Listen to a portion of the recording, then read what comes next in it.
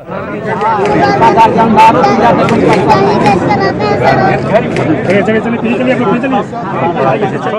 साहब बोले कि एगो आदमी वो शुरू बार आए और बोले कि क्या परेशानी है वो हम बताएं कि हमको ये शिक्षा की परेशानी है, शराब उराब जो है पापा पी लेते हैं। तो उसके बाद हम जो है ये कहें तो एगो आदमी थे उनसे हमको बोले कि वो बोले कि हम आपका एडमिशन करवा देंगे। वो माननीय मुख्यमंत्री जी उनको बोले तो वो बोले अब देखिए कब क्या हुई सीएम साहब। यस सर, क्या चाहते हो तुम? हमको कहना ये है सर कि जो सरकारी स्कूल है वहाँ पर पढ़ाई नहीं होती है, सर को ही नहीं आता है सर, हम जानते हैं सर। दीपक कुमार और सबके सर के बारे में तो नहीं बोल सकते, लेकिन एक दीपक कुमार सर हैं जो कि जिनको कि इंग्लिश पढ़ने में भी अभी गड़बड़ाहट होती है सर। बेबाकी और भोलेपन का मिश्रण उसे कहते हैं सोनू। 11 साल के सोनू हमारे साथ जुड़ गए हैं। सोनू, बहुत बहुत स्वागत है आपका एनडीटीवी पर। मेरा नाम अरुण है। सबसे पहले आपने बहुत ही अहम मुद्दे जो हैं वो उठाए नीतीश कुमार के सामने और आपने गुहार लगाई कि आपकी जो शिक्षा है उसमें आपको मदद मिले। सबसे पहला मेरा सवाल यही होगा कि क्या वो मदद पहुंची है और अब हालात क्या हैं सोनू? देखिए, अभी मदद जो है डीडीसी साहब बुलाए थे और उन्होंने बुला करके बोला, हमने बोला कि सर हमको सैनिक या तो सुमुतल्ला में एडमिशन चाहिए। तो उन्होंने बोला कि जो है कोई मैंने सुमुतल्ला में राज्य सरकार का भी पावर नहीं चल सकता, वो प्रक्रिया भी नहीं हो सकती। इस प्रकार अगर देखा जाए तो सरकार पीछे हट रही है और उनको यही मैं बोलना चाह रहा हूँ कि जो है पीछे हट रही है सरकार। वचन दी थी, पीछे भी हट रही है। अच्छा, ये बेहद चौंकाने वाली बात है सोनू जो आप बता रहे हैं। और मैंने कहीं सुना था आपने कहा कि मुझे आर्थिक मदद जो है वो नहीं चाहिए, मुझे एडमिशन जो है वो दाखिला दिला दीजिए सैनिक स्कूल में। यही अभी भी आपकी मांग है? यस।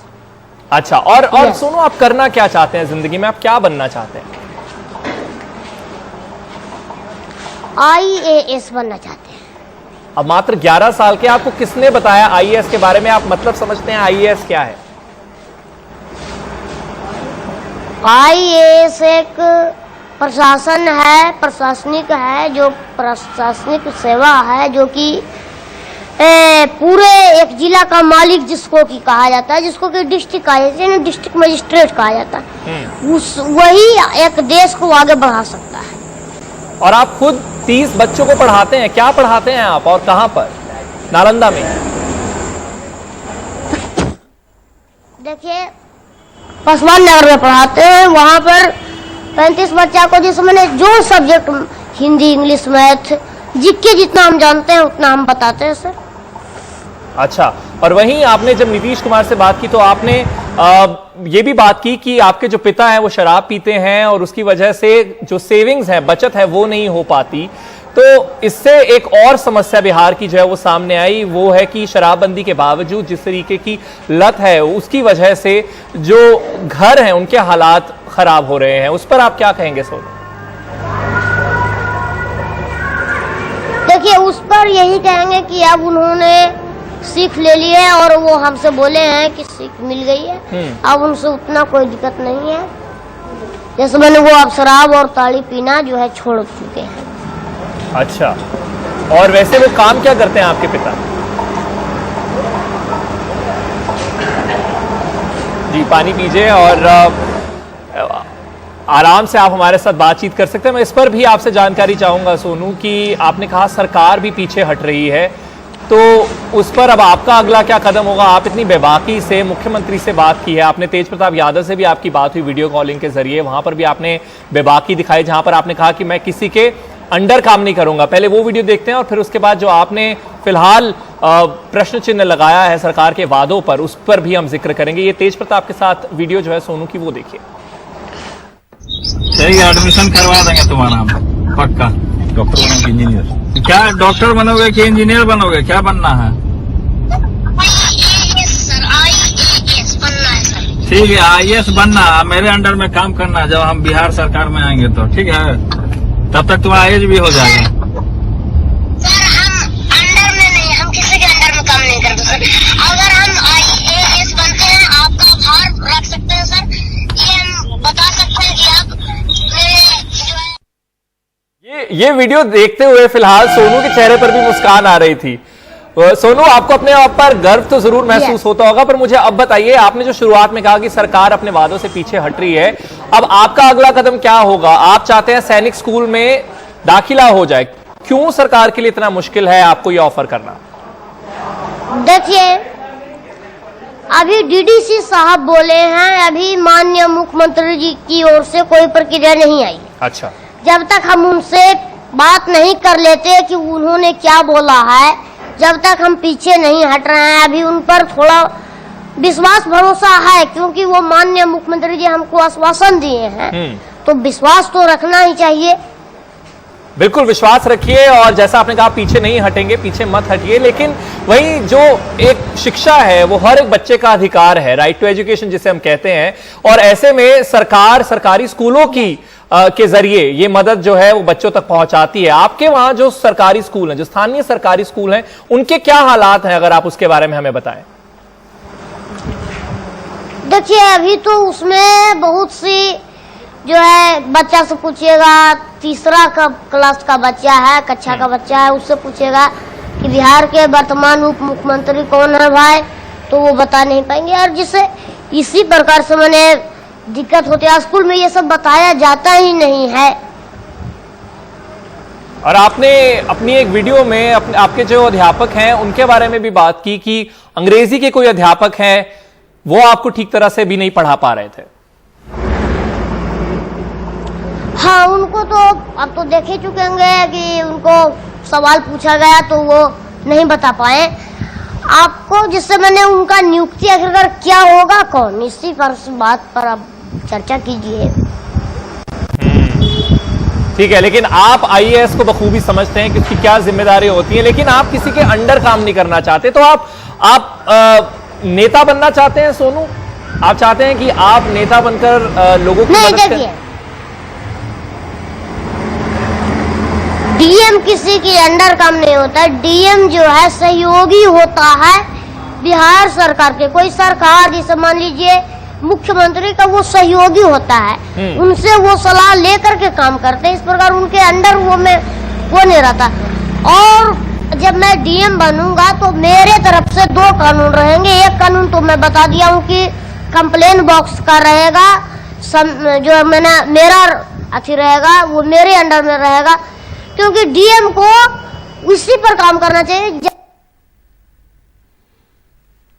और जो है 1 घंटा हम कहाँ पर क्या विकास कर, वो सब तो जनता दे देगी हमको।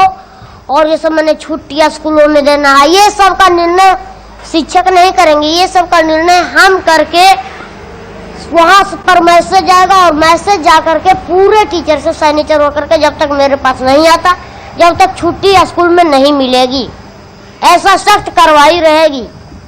बहुत उम्दा ख्याल है आपके, आप बहुत कुछ पढ़ते हैं, कौन सा विषय आपका सबसे पसंदीदा है? मेरा सबसे पसंदीदा विषय है हिस्ट्री और इंग्लिश, जो कि हिस्ट्री भी पढ़े नहीं है, लेकिन उनमें थोड़ा ज्यादा इंटरेस्ट है सुनने में, और इंग्लिश थोड़ा बहुत पढ़े हैं, क्योंकि इंग्लिश तो सरकारी स्कूल में पढ़ाई होती नहीं है। तो आप किससे पढ़ रहे हैं, कैसे सीख रहे हैं अंग्रेजी?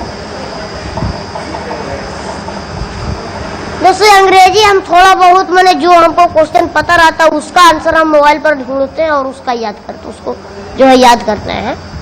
अरे वाह, और जिस तरीके से आप आईएएस की फुल फॉर्म भी बताते हैं ना, वो भी दिल छू जाता है। बताइए, बहुत सारे बड़े लोग अडल्ट्स होंगे, उन्हें शायद इसकी फुल फॉर्म नहीं पता होगी, आईएएस की फुल फॉर्म।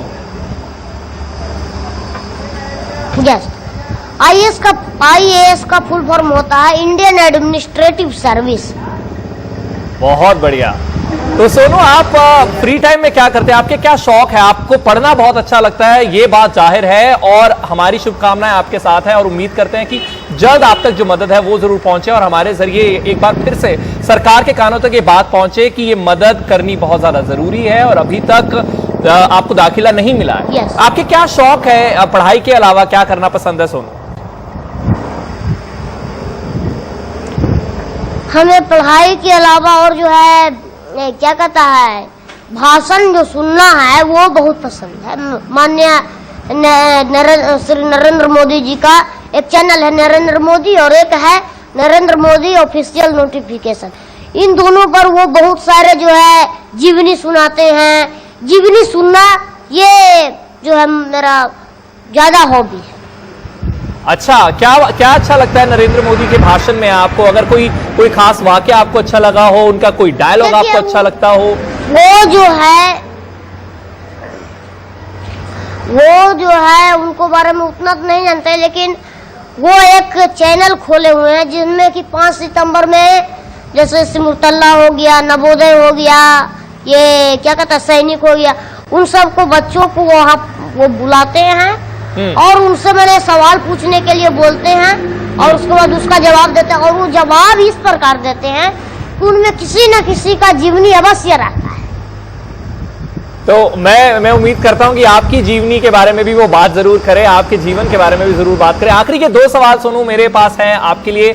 अब सबसे मतलब सेकंड लास्ट सवाल जो आपके लिए है वो तो यही कि अब आप आगे जब पढ़ेंगे, जब आप स्कूल में चले जाएंगे, तो क्या अपने इलाके के लिए आप करना चाहते हैं, अपने दोस्तों के लिए, जिन बच्चों को आप पढ़ाते हैं? 35 बच्चों को आप खुद पढ़ाते हैं 11 साल के होकर। मैं पूरे बिहार के लिए करना चाह रहा हूं कि अगर मेरा एडमिशन होता है तो मैं बिहार सरकार से एक और अथी करना चाहता हूं कि भाई कि सरकारी स्कूल में व्यवस्था आप देते हैं, इसमें सरकार की कोई गलती नहीं है, इसमें अफसरों की गलती है। वो लोग करप्ट हो चुके हैं, शिक्षक करप्ट हो चुके हैं। इसमें शिक्षक की गलती है कि वो जो है अब सरकार को सब दोष दे रहे हैं। तो सरकार को इसमें कोई दोषी नहीं है, क्योंकि सरकार हर स्कूल के अगर निरीक्षण करेगी तो उससे हजारों स्कूल हैं बिहार में, निरीक्षण करते करते ही 5 साल उनको बीत जाएगा। आखिरी सवाल इसलिए जी जिला शिक्षा पदाधिकारी को वहां पर जाना चाहिए और निरीक्षण करना चाहिए ना, और जो वहाँ के हेड मास्टर है उनको देखना ना चाहिए कि हमारे लाइटिंग में क्या है, हमारे स्कूल में क्या नहीं आया, क्या आना चाहिए, ये सब उनको देखना चाहिए। तो वो नहीं देख करके क्या माननीय मुख्यमंत्री जी वहां पर जाएंगे गाड़ी लेकर के, वहाँ फेमस हो गया तो क्या? हम उनको ये भी नहीं बोल रहे हैं कि आप स्कूल घूमिए और देखिए, हम उनसे केवल ये बोल रहे हैं कि अफसरों पर आप थोड़ा ज्यादा प्रेशर दीजिए, क्योंकि उधड़ कावड़ जमीन हो गया है, जाएंगे तो गाड़ी फंस भी सकता है, इसलिए प्रेशर उस पर डालिए, प्रेशर डालिए। तो चलिए, मेरा जो है सिमुलतल्ला या तो सैनिक, दोनों में से किसी एक में एडमिशन करवा दीजिए। तो आपने जो एमएलए हैं उनसे बात की है, तेज प्रताप यादव, आपने मुख्यमंत्री से बात की है। फिलहाल आखिर में जैसे आपने कहा कि आप प्रधानमंत्री को भी बहुत ही गौर से सुनते हैं, आखिर में उनके लिए कोई संदेश आपके पास हो तो उससे इस चर्चा को हम समाप्त कर सकते हैं। उनके लिए एक ही संदेश है कि वो जो है उनसे मिलना चाहते हैं, और अगर ये सिमुलतल्ला में एडमिशन नहीं करवाना चाहते तो हम उनसे निवेदन करेंगे कि सिमुलतल्ला या तो सैनिक स्कूल, इन दोनों में से किसी एक में आप एडमिशन करवा दीजिए, जिसमें आपको आसान लगे, ताकि जो है हम आगे बढ़ सके।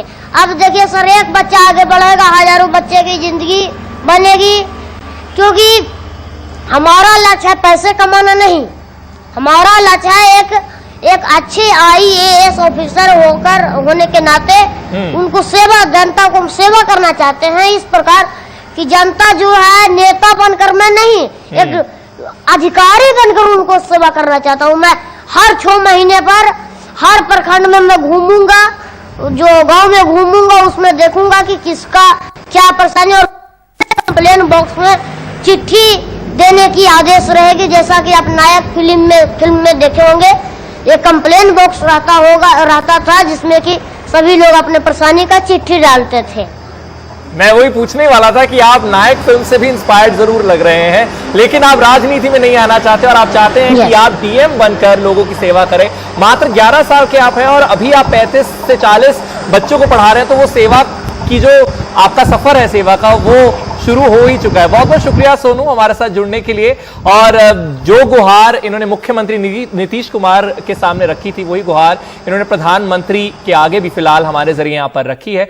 इसकी वीडियो या इस बातचीत को देखकर खुशी तो बहुत होती है, लेकिन साथ ही साथ जो चिंतन है वो करने को भी सोनू की बातें मजबूर करती हैं कि क्या हालात शिक्षा के ग्राउंड लेवल पर है। इसी के साथ ही ये फिलहाल चर्चा यहां पर खत्म होती है। मेरा नाम है अरुण सिंह, देखते रहिए NDTV इंडिया।